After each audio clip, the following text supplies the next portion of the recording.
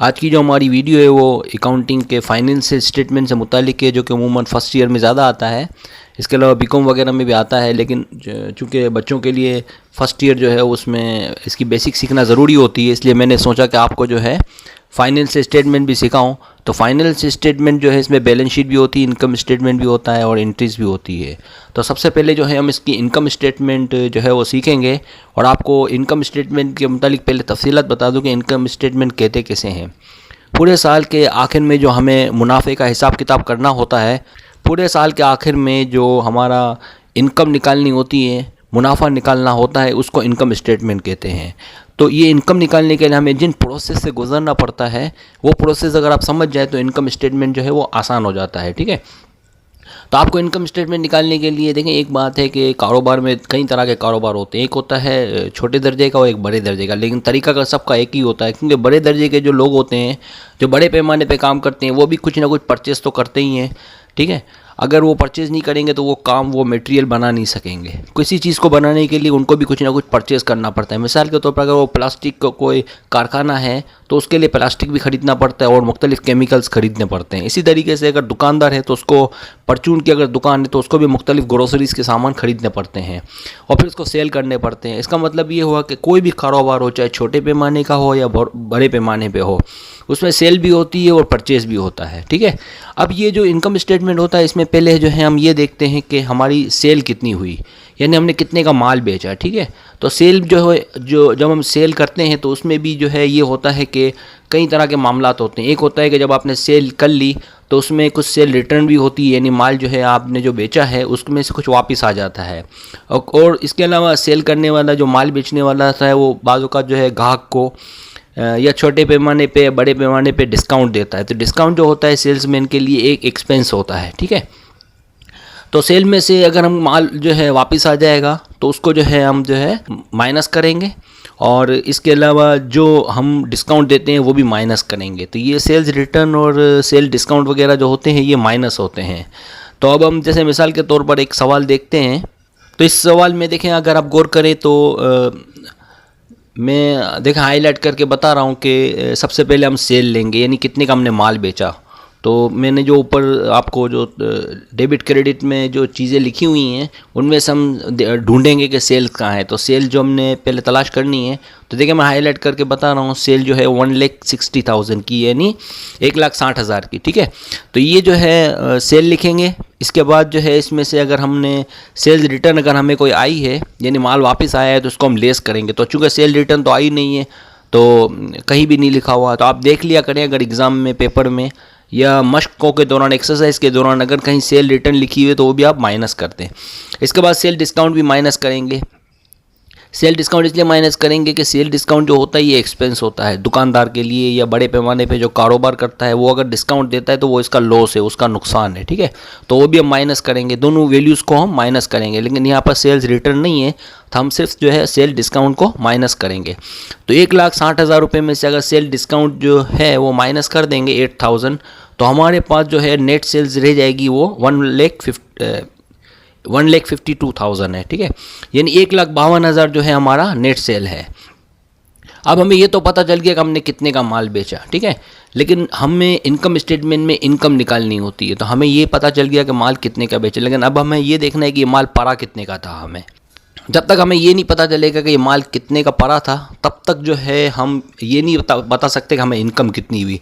एक इसकी एग्जांपल है कि अगर आप फ़र्ज़ करो कि कोई चीज़ जो है 10,000 की लेते हो, ठीक है, और इसमें मुख्तलिफ़ खर्चे मिला के वो आपको अगर 15,000 की पड़ जाती है, तो 15,000 में अगर जो है आप 15,000 की पड़ जाती है और अगर आप इसको 20,000 में बेच देते हो तो आपको 5,000 फ़ायदा हुआ।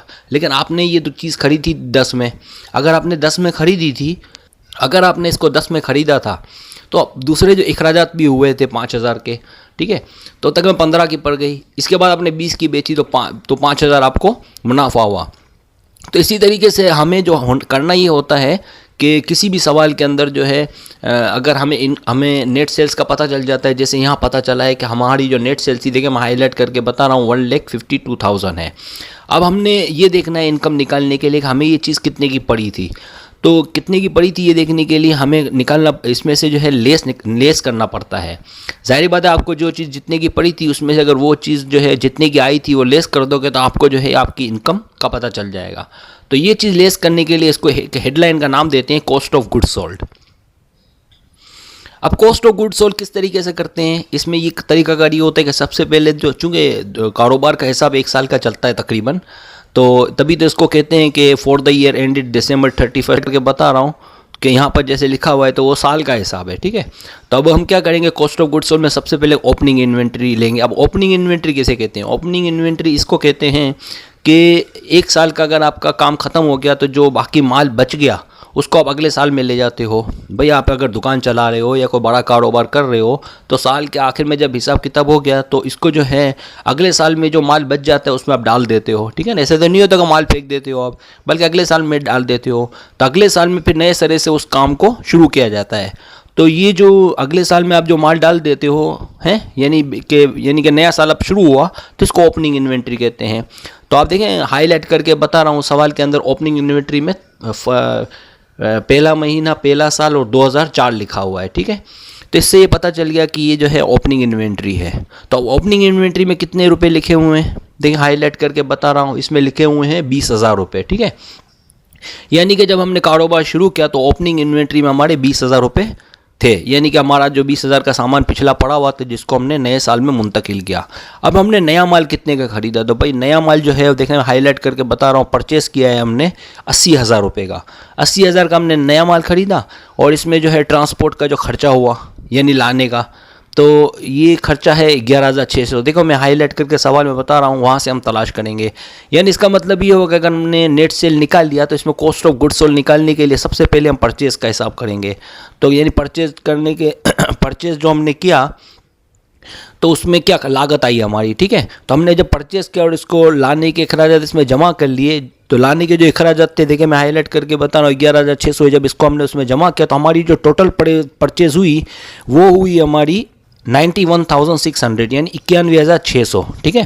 अब इसमें जब हम माल लेकर आ गए कि तकरीबन 91,600 का यानी 91,600 का, तो मिसाल के तौर पर उसमें कुछ माल ख़राब है या कुछ ऐसा है जो बेचने जैसा नहीं है तो हमने उसको रिटर्न कर दिया। अब हम उसी वक्त तो देने नहीं जाते, उसको साइड में कर देते हैं या फिर अगर फ़ोन करके बता देते हैं या कुछ और तरीकाकार होता है तो उसमें जो है ये जो रिटर्न हो जाता है इसको हम लेस कर देंगे। ज़ाहिर बात है अगर आप एक कारोबार कर रहे हो और आप जो है एक माल बेचने के लिए ख़रीदा है उसमें कुछ माइनस अगर वो वापस कर देते हो तो वो पैसे आपसे जिससे आप ख़रीद ले लो वो नहीं लेगा, तो ज़ाहिर बात है वो माल आप अलग कर लोगे और वो उसको पेमेंट भी उसकी नहीं करनी होगी। तो ये जो सामान है इसको आप रिटर्न करोगे तो वो माइनस होगा। जैसे यहाँ पर 10,000 का जो माल है देखिए मैं हाईलाइट करके बता रही है, हमने ऊपर से लिया सवाल में से, वो आप ले लेंगे, सवाल में ढूंढेंगे भाई परचेज रिटर्न है या नहीं, अगर नहीं होगा तो आप ये ऑप्शन छोड़ दोगे, ठीक है। तो हमने चूँकि ये सवाल में परचेज रिटर्न का ऑप्शन है तो आप इसको माइनस करोगे। जब माइनस कर लोगे तो हमारे पास जो है नेट परचेज जो है 81,600 की हो गई। यानी ये जो माल है हमने फ्रेश ताज़ा तरीन ख़रीदा है 81,600 का, ठीक है। अब 81,600 को जो है देखिए मैं हाईलाइट करके बता रहा हूँ, इसको आप ओपनिंग इन्वेंट्री में जमा कर लोगे। इसकी वजह ये है कि जो पुराना जो माल था हमारा जो पड़ा हुआ था अभी 20,000 का, भी जैसे कि मैंने बताया, तो उसमें जो है नया माल आप शामिल कर लोगे तो आपके पास जो कुल माल कितने का हो जाएगा, गुड्स अवेलेबल फॉर सेल 1,01,600 यानी 1,01,600 का, ठीक है, 1,16,1,600 का, ठीक है। तो ये जो है आपका गुड्स अवेलेबल फॉर सेल है, ठीक है। अब इसमें से क्लोजिंग इन्वेंट्री माइनस करेंगे। क्लोजिंग इन्वेंट्री की क्या होती है ये बताता हूँ आपको। क्लोजिंग इन्वेंट्री ये होती है कि साल आपने जितना भी माल खरीदा और साल के आखिर में कुछ माल बच गया, ठीक है, जैसे आखिरी महीने में कुछ माल बच गया और अब आप जैसे पहले तो फिर आपने उसको अलग कर लिया, तो ये तकरीबन इसकी जो कीमत या लागत थी वो तकरीबन 30,000 की थी। देखिए हमने कहाँ से लिया, सवाल में देखेंगे, सवाल में होता है क्लोजिंग इन्वेंट्री, ठीक है। तो आप वहाँ से ले लें, जब आप वहाँ से लेंगे और इसको माइनस कर देंगे तो जो आपने जो लागत आई थी परचेज़ की, जो आपने जैसे परचेज़ किया था, जिसमें एक परचेज़ तो वो था कि जो साल के आखिर में जो माल बच गया था वो 20,000 रुपये थे, उसमें 81,600 का अपने नया माल ख़रीदा था। देखिए मैं हाईलाइट करके बता रहा हूँ, ठीक है। और इसमें जो आखिर में जो माल जो है जो बच गया था, जो बिका नहीं था, उसको हमने माइनस कर दिया। तो अब जो है हमारे पास जो माल हमने बेचा और जितने का पड़ा, बेचा नहीं मतलब पड़ा, बेचने में से जो पड़ा, यानी कि इनकम निकालने के लिए एक तो माल बेचते हैं और फिर उसमें जो मुनाफा बच जाता है, तो मुनाफा तब बचता है कि हम ये देखते हैं कि हमारे पास जो माल है वो कितने रुपए का हमें पड़ा था। जब हमें वो माल की लागत पता चल जाएगी तो हमें इनकम भी पता चल जाएगी। तो हमें ये माल कितने का पड़ा था, देखें सवाल में ये देखें, मैंने कहा था कि goods of available for sale, यानी कि 1,01,600 में हमने क्लोजिंग इन्वेंट्री यानी जो माल बच गया था उसको लेस कर देंगे। ज़ाहिर बात है ये माल नहीं बिका, ठीक है, तो हम इसको माइनस कर देंगे। तो अब हमारे पास जो माल जो जितने का हमें पड़ा था और जो बेचा, ठीक है, उसकी कीमत है 71,600 रुपये, यानी 71,600, यानी इस कीमत में ये माल हमें आया था। ठीक है, इस कीमत में हमें ये माल आया था जो कि हमने बेच दिया। तो हमने बेचा कितने में था, देखिए नेट सेल्स हमने की थी 1,52,000, देखिए मैं हाईलाइट करके बता रहा हूँ। ठीक है, तो नेट सेल्स जो है हमने 1,52,000 की थी। इसमें ये माल हमें जो पड़ा था वो पड़ा था 71,600 का। देखिए मैं ग्रोस, इसको कहते हैं ग्रोस प्रॉफिट। ठीक है, तो जब आप 1,52,000 में से जो माल आपने बेचा जो कि पड़ा था जिस कीमत में आपको, वो माइनस कर दोगे तो आपको ग्रोस प्रॉफिट का पता चल जाएगा। इसका मतलब ये हुआ कि आपने जो माल बेचा 1,52,000 का, वो आपको पड़ा था 71,600 का। जब हमने माइनस कर लिया तो हमें ग्रोस प्रॉफिट मिल गया। सही है, तो यहाँ तक हो गया हमारा। तो ग्रोस प्रॉफिट निकल गया हमारा 80,400। इसमें फिर हमने जो है खर्चे मिलाए। अब खर्चे मुख्तलिफ होते हैं, आपको पता है कि अगर आपका कोई कारोबार कर रहे हो तो खर्चे भी होते हैं, ऐसा तो नहीं होता कि खाली इनकम होती है। तो वो जो खर्चे होते हैं वो अपने ग्रोस प्रॉफिट में से हम जब माइनस कर लेंगे तो हमें जो है वो नेट इनकम मिल जाएगी। और ये नेट इनकम जो है इसको हम यूज़ कर सकते हैं अपने घरेलू इस्तेमालात में या बड़े पैमाने पर। ठीक है, तो अब नेट एक्सपेंस ऑपरेटिंग, इसको हम कहते हैं ऑपरेटिंग एक्सपेंसेस। जैसे मिसाल के तौर पर सवाल में से हमने एडवर्टाइजिंग एक्सपेंस लिया जिसकी कीमत है 14,600 रुपये। देखिए मैं हाईलाइट करके बता रहा हूँ, सवाल में भी 14,600 रुपये आपको मिल जाएगा। ठीक है, तो वहाँ देख लें आप। इसके बाद आप सैलरी एक्सपेंस ले लें। सैलरी एक्सपेंसेस है 24,000 रुपये, ये भी आपको सवाल में से लेना है। अब इसके बाद इंश्योरेंस एक्सपेंस है 5,000। देखिए मैं हाईलाइट करके बता रहा हूँ, ये भी मैंने सवाल में से लिया है। इसके बाद आप आ जाए डिप्रिसिएशन एक्सपेंस। तो डिप्रिसिएशन एक्सपेंस जो है ये है 4,000। तो देखिए मैं हाईलाइट करके बता रहा हूँ, ये भी मैंने सवाल में से लिया है। ठीक है, इसके बाद बेड डेब एक्सपेंस। अब ये बेड डेब एक्सपेंस क्या होता है, वो माल जिसके वो पैसे के जिसके मिलने की उम्मीद ना हो, और इसका ताल्लुक जो है अकाउंट रिसीवेबल से होता है, यानी जो पैसे मिलने के होते हैं वो अब नहीं मिलेंगे। तो कितने नहीं मिलेंगे, 2,400 रुपये। ठीक है, ये तमाम एक्सपेंस जो हैं इसको हमने ऊपर सवाल में से उतारा है। ठीक है, ये सब हम ले लेंगे। जब इसको ले लेंगे तो इन सबको जो है जमा करेंगे तो इसको ऑपरेटिंग एक्सपेंस कहते हैं। जैसा कि मैंने हेडलाइन भी इसकी डाली है, देखिए मैं हाईलाइट करके बताऊँ, इसको टोटल ऑपरेटिंग एक्सपेंस कहते हैं। तो जो हमारी जो ग्रॉस प्रॉफिट था इसमें से हम जो है टोटल ऑपरेटिंग एक्सपेंस को जब मिना कर देंगे या माइनस कर देंगे या नफ़ी कर लेंगे, कम कर लेंगे, तो हमारे पास बच जाएंगे 30,400 रुपये। ये हमारी नेट इनकम है। ठीक है, अब सवाल एक और यहाँ पर ये पैदा होता है कि हम सवाल में से क्या क्या लेंगे इनकम स्टेटमेंट के अंदर। तो ये भी मैं आपको बता देता हूँ। सवाल के अंदर जब सवाल आएगा और आप इनकम स्टेटमेंट में सेल्स से मुतालिक चीज़ें लेनी है, जैसे सेल्स रिटर्न हो गया, सेल डिस्काउंट हो गया, तो ये जब आप कर लोगे तो आपको नेट सेल मिल जाएगी। ठीक है, इसके बाद कॉस्ट ऑफ गुड्स सोल्ड में आप क्या क्या लोगे। कॉस्ट ऑफ गुड्स सोल्ड में आप लोगे ओपनिंग इन्वेंट्री, यानी जो माल दुकान में पड़ा हुआ था पिछले साल का वो आप ले लोगे। फिर परचेज का इस्तेमाल करोगे। परचेज में ये होता है, परचेज रिटर्न होता है, परचेज डिस्काउंट है, उसको आप इंक्लूड करोगे। ट्रांसपोर्टेशन को भी इंक्लूड करोगे। ठीक है, इसके बाद आप जो है क्या करोगे कि फिर इसके बाद आप क्लोजिंग इन्वेंट्री को जो है वो माइनस कर दोगे, यानी जो दुकान में माल बचा हुआ था उसको आप माइनस कर दोगे। तो जब आप माइनस कर दोगे तो आपको कॉस्ट ऑफ गुड्स सोल्ड मिल जाएगा। जब कॉस्ट ऑफ गुड्स सोल्ड मिल जाएगा, अच्छा ये तमाम वैल्यूज़ आपको ऊपर में से वो वाली वैल्यू लेनी है कि जिसका ताल्लुक या तो सेल से हो या परचेज से हो या ओपनिंग इन्वेंट्री हो या क्लोजिंग इन्वेंट्री हो या एक्सपेंस हो। ये सब के सब आप यहाँ ले लोगे। और एक चीज़ और ले लोगे, वो है इनकम, जो कि इस सवाल में नहीं है। तो वो आप कोई अदर इनकम होगी वो भी आप इसमें ऐड कर लोगे और एक्सपेंसेस को लेस कर दोगे। ठीक है, और ओपनिंग इन्वेंट्री होगी, इसको जो है आपको ऐड करना है और क्लोजिंग इन्वेंट्री को माइनस करना है। ठीक है, इस तरीके से आप ये सवाल हल करोगे। इसमें अच्छा, आप इनकम स्टेटमेंट में आपको क्या क्या नहीं डालना, आपको जो है फिक्स असेट्स नहीं डालना, करंट असेट्स नहीं डालना, कैपिटल नहीं डालना, ड्राइंग नहीं डालनी, लाइबिलिटी नहीं डालनी, तो ये वो चीज़ें हैं जो आपको डालनी नहीं है, ड्राइंग भी नहीं डालनी। तो ये वो चीज़ें होती हैं जो इनकम स्टेटमेंट में आपको नहीं डालनी है। ये सवाल चूँकि बहुत लंबा है होता है फाइनल स्टेटमेंट का, इसलिए जो है ये मैं 3 हिस्सों में बना रहा हूँ। तो ये पहले हिस्से में मैंने आपको इनकम स्टेटमेंट सिखाया है, अब दूसरा हिस्सा 2-3 दिन में मैं अब अपलोड कर दूंगा, आप फिक्र ना करें। और यही सवाल होगा, इसी सवाल को लेकर हम आगे बढ़ेंगे। चूँकि ये वीडियो जो है तकरीबन 20 मिनट के करीब हो चुकी है, तो अगर मैं इसको पूरी करने बैठूंगा शायद 1 घंटा भी लग जाए, इसलिए मैं इसको 3 हिस्सों में रखूंगा। हम इसी सवाल को लेकर आगे बढ़ेंगे और अगले इसी सवाल में आगे हम जो है सीखेंगे कि बैलेंस शीट जो है इसी सवाल की कैसे बनती है।